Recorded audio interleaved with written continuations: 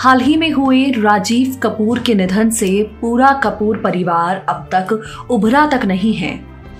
राजीव कपूर के इस दुनिया से चले जाने के बाद कपूर परिवार का जख्म, उनका दर्द अब तक कम तक नहीं हुआ कि इसी परिवार का एक हिस्सा कानूनी पछड़े में फंसा हुआ नजर आ रहा है। हम यहाँ पर आपसे बात कर रहे हैं रीमा जैन की, जिनके बेटे अरमान जैन की मुश्किलें फिलहाल कम होती हुई नजर ही नहीं आ रही हैं।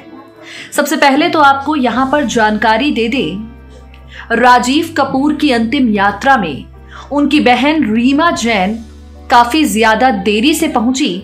इसके पीछे की वजह यह थी कि उनके घर पर ईडी की छापेमारी हुई थी। प्रवर्तन निदेशालय की ओर से यह छापा मारा गया था रीमा जैन के घर पर, और इस मामले में अभी भी उनके परिवार को राहत नहीं मिली है। टॉप्स ग्रुप केस में दिग्गज बॉलीवुड अभिनेता राज कपूर के पोते अरमान जैन की घर की तलाशी लिए जाने के बाद बुधवार को ईडी ने उन्हें समन भेजा। इस समन में अरमान से गुरुवार को पूछताछ के लिए ईडी के दफ्तर में पेश होने की बात कही गई, लेकिन अरमान जैन निजी कारणों को वजह बताते हुए ईडी के दफ्तर में पेश होने से इनकार कर चुके हैं। अब ईडी अरमान जैन को दूसरी बार समन भेजेगी। आपको बता दें, जो वजह यहां पर अरमान जैन ने ईडी के दफ्तर में पेश ना होने के पीछे की बताई है, वो राजीव कपूर का निधन ही है। आपको बताते हैं कि इस पूरे मामले में अरमान जैन का नाम आखिर आया क्यों। अरमान जैन, सबसे पहले आपको बता दें, राजीव कपूर की बहन रीमा जैन के बेटे हैं। मंगलवार को ईडी के अधिकारियों ने अरमान जैन के साउथ मुंबई स्थित अल्टामाउंट रोड स्थित जो घर है उस पर छानबीन की। इस केस में अरमान जैन का नाम शिवसेना के एमएलए प्रताप सरनाइक के बेटे विहंग की वजह से आया।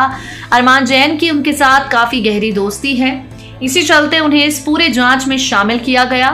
विहंग से केस में 2 बार पूछताछ की जा चुकी है।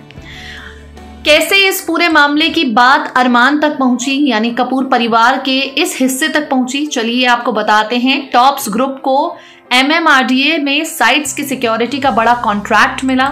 इसमें एमएमआरडीए की साइट्स पर कंस्ट्रक्शन पर ध्यान देना था। इस ग्रुप के अधिकारी ने यह एलिगेशन लगाया है सिक्योरिटी गार्ड्स पेपर पर जितने बताए गए हैं उससे कम है। इससे एमएमआरडीए का करोड़ों का नुकसान हुआ और सरनाइक, जिन्होंने कथित तौर पर टॉप्स ग्रुप को ये कॉन्ट्रैक्ट दिलवाया, जो एमएमआरडीए फर्म से मुंह की खानी पड़ी। आपको बता दें, ईडी ने सरनाइक के करीबी माने जाने वाले अमित चंदोली नाम के शख्स को भी गिरफ्तार किया और इन्हीं सबको लेकर जैन यानी अरमान जैन और विहंग के बीच कुछ संदेहजनक बातें भी सामने आई, जिनके आधार पर ही रीमा जैन के घर पर छानबीन भी की गई उसी दिन जब उनके भाई राजीव कपूर का निधन हुआ। इस मामले में कपूर परिवार के इस हिस्से को राहत कब तक मिलेगी, फिलहाल कह पाना मुश्किल है। नेक्स्ट 9 न्यूज़ रूम की रिपोर्ट।